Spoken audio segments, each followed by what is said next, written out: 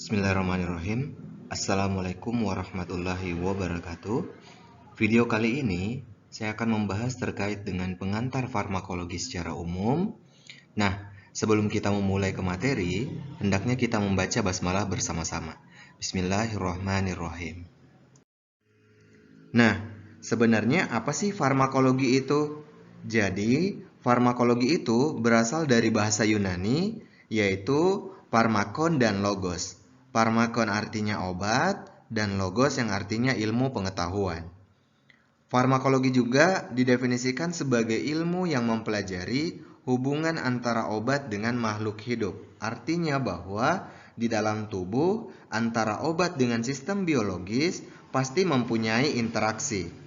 Nah, bagaimana sih pengertian farmakologi secara umum? Jadi, secara umum farmakologi ini merupakan ilmu yang mempelajari tentang efek dan nasib obat di dalam tubuh. Atau dengan kata lain bahwa farmakologi itu merupakan ilmu yang mempelajari pengetahuan obat dengan seluruh aspeknya, baik berupa sifat fisik dan kimiawinya, kemudian komponennya, efek fisiologi dan biokimianya, berhubungan dengan mekanisme kerjanya, kemudian berhubungan juga dengan absorpsi, distribusi, metabolisme, dan ekskresi.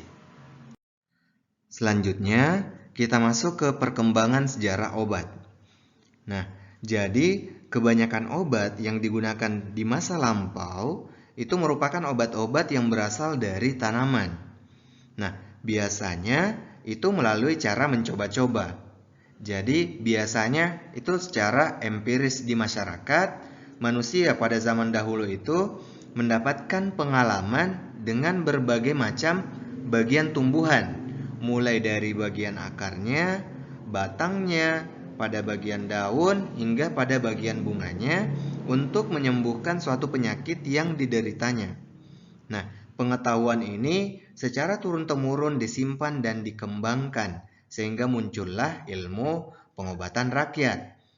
Kalau di Indonesia itu dikenal dengan pengobatan jamu, seperti itu. Nah, biasanya kan kalau penggunaan di masyarakat itu biasanya dalam bentuk rebusan. Nah, seiring berjalannya waktu ada yang disebut sebagai ekstrak tentunya. Nah, dengan aktivitas dan efek yang seringkali berbeda-beda tergantung dari asal tanamannya dan cara pembuatannya. Nah, sehingga kondisi ini dianggap kurang memuaskan bagi beberapa ahli tentunya. Nah, sehingga seiring berjalannya waktu, lambat laun, para ahli tersebut mulai mencoba mengisolasi zat-zat aktif yang terkandung dalam suatu tanaman tersebut.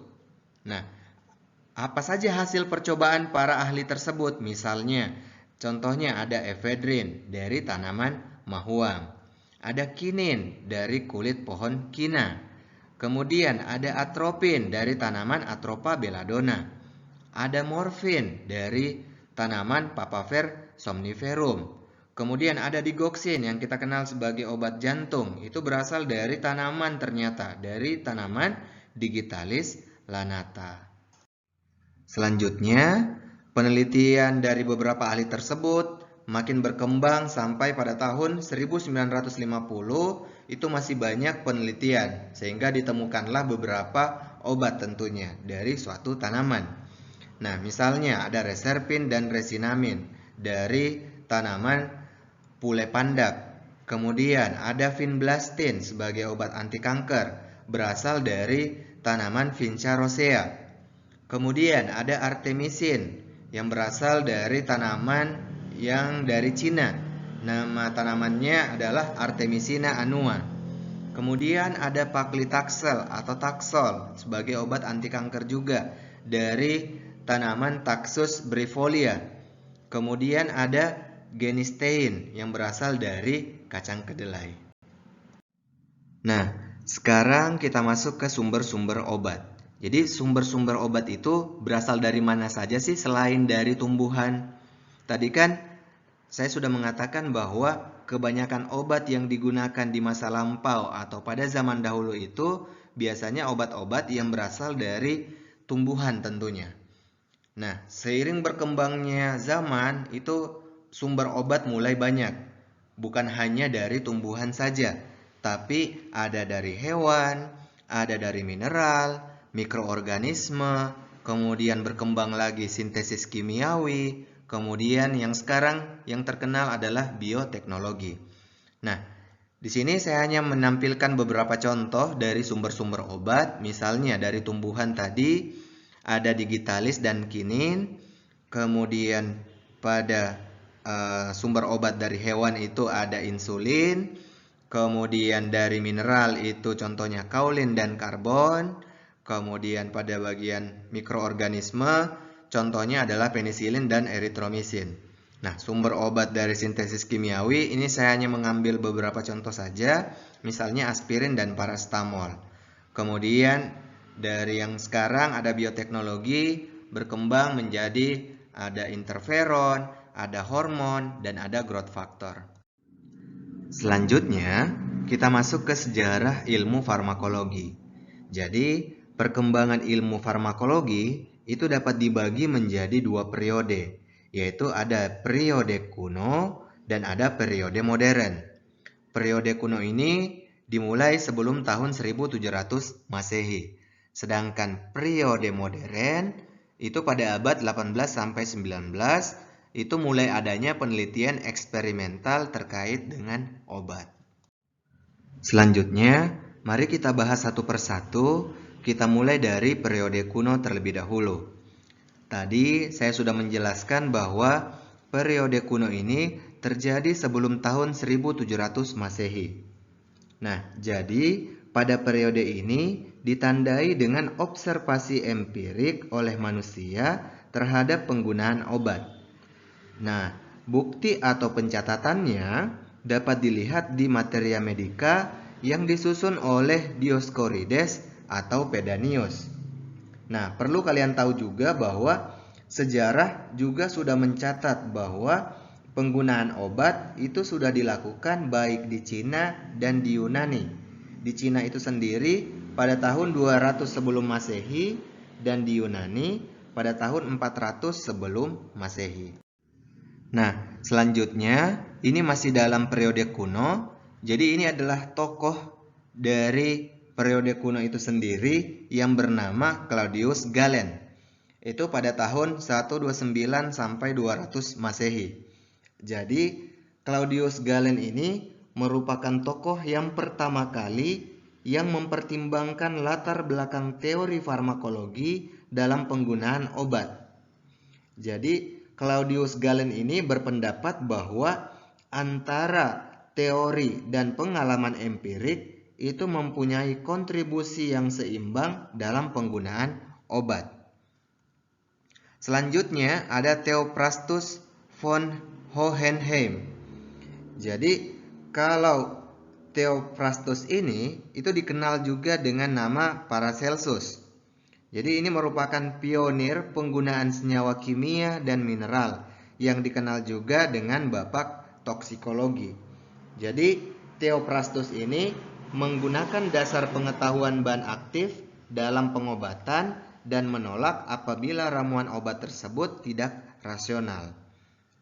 Selanjutnya ada Johann Jakob Wepfer.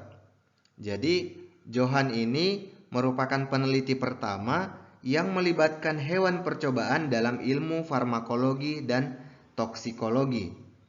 Jadi Johann Jakob Wepfer ini merupakan orang pertama yang melakukan verifikasi percobaan pada binatang untuk menegaskan aksi farmakologi dan toksikologi dari suatu obat. Selanjutnya, kita masuk ke periode modern. Nah, tadi saya sudah sampaikan bahwa periode modern ini terjadi pada abad 18 sampai 19. Jadi pada periode modern ini mulai dilakukan penelitian eksperimental tentang nasib obat, tempat dan cara kerja obatnya pada tingkat organ dan jaringan. Jadi perlu kalian tahu bahwa pada masa itu ilmu farmakologi masih menjadi bagian dari ilmu kedokteran.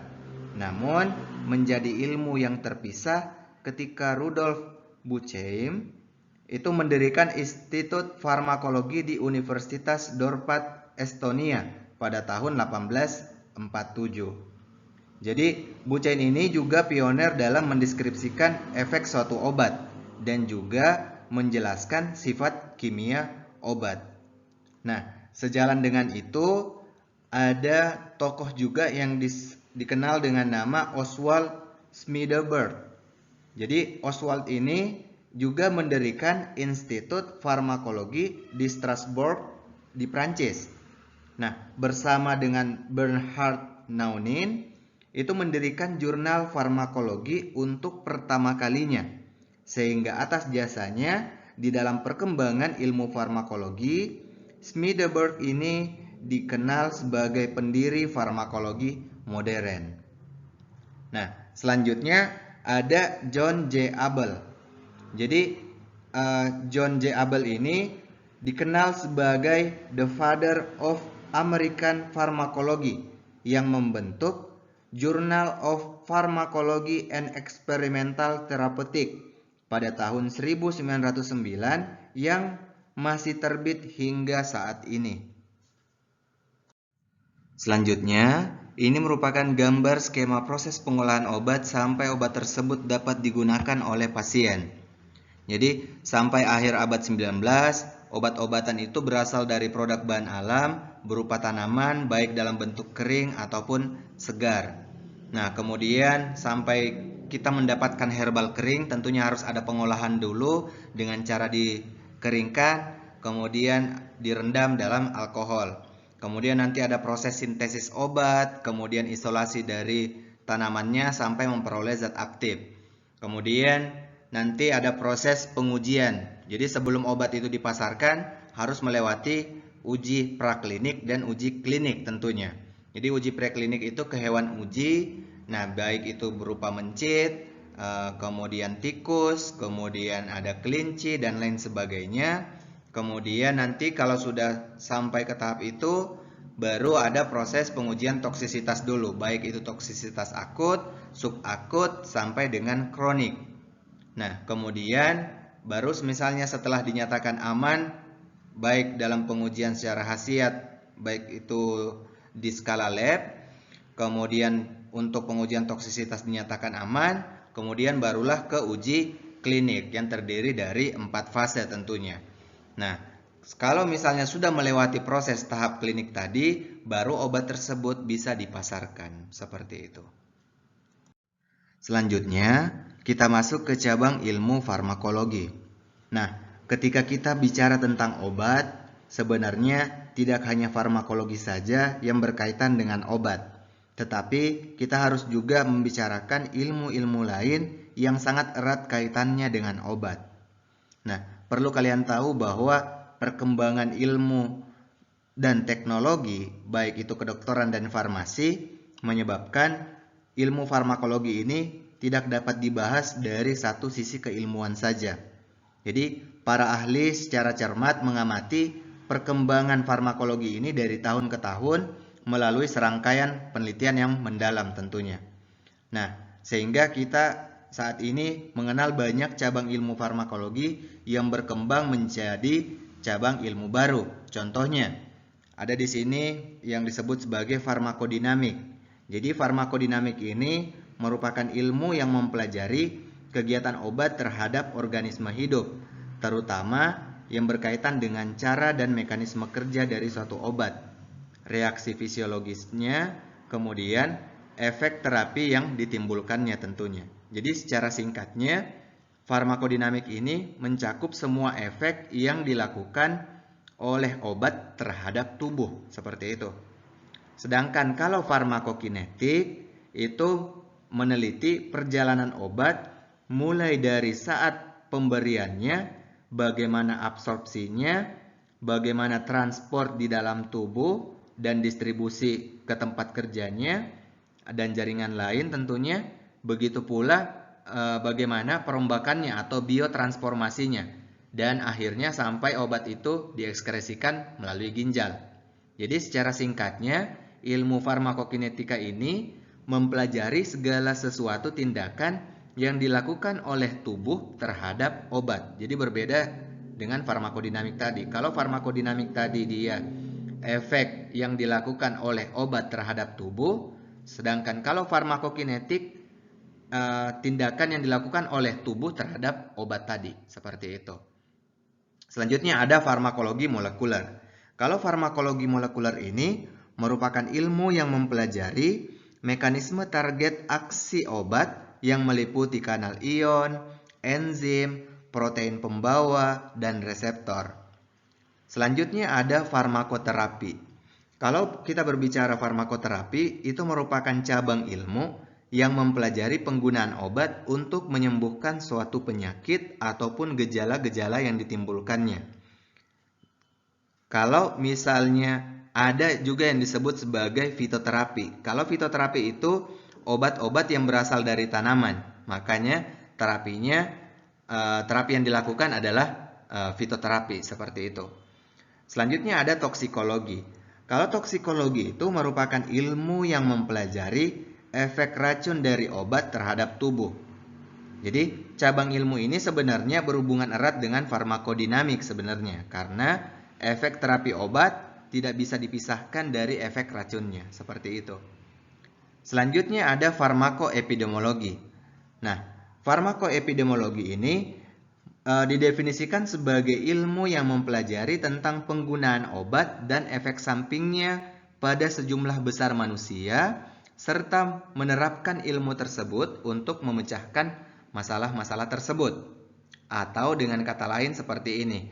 Jadi farmakoepidemiologi itu juga digunakan sebagai aplikasi metode, latar belakang, dan pengetahuan epidemiologi untuk mempelajari penggunaan dan efek samping obat dalam suatu populasi manusia. Selanjutnya ada farmakogenetik sama farmakogenomik. Kalau kita berbicara farmakogenetik, itu merupakan ilmu yang mempelajari efek dari variasi genetik pada gen tunggal terhadap respon obat. Sedangkan kalau farmakogenomik, itu merupakan ilmu yang mempelajari efek dari variasi genetik pada keseluruhan gen atau genom terhadap respon suatu obat. Kemudian berkembang lagi nih, ada farmakoekonomi. Kalau farmakoekonomi itu merupakan studi yang mengukur dan membandingkan antara biaya dan hasil atau konsekuensi dari suatu pengobatan. Nah, cabang ilmu farmakologi yang terakhir adalah farmakovigilance. Jadi farmakovigilance ini merupakan proses untuk memantau dan mencari efek samping dari obat-obatan yang telah dipasarkan. Sehingga melihat banyaknya cabang ilmu farmakologi, makanya tidak heran saat ini semakin banyak orang yang berminat untuk mempelajari lebih jauh terkait dengan ilmu farmakologi ini. Nah, itulah tadi pembahasan mengenai pengantar ilmu farmakologi. Ini merupakan slide terakhir dari saya. Terima kasih atas perhatiannya. Sekian penjelasan mengenai farmakologi secara umum, mulai dari pengertian farmakologi, sejarah farmakologi, perkembangan sejarah obat, sumber-sumber obat, dan cabang-cabang ilmu farmakologi. Ini merupakan referensi yang bisa kalian gunakan. Billahi taufiq wal hidayah. Assalamualaikum warahmatullahi wabarakatuh.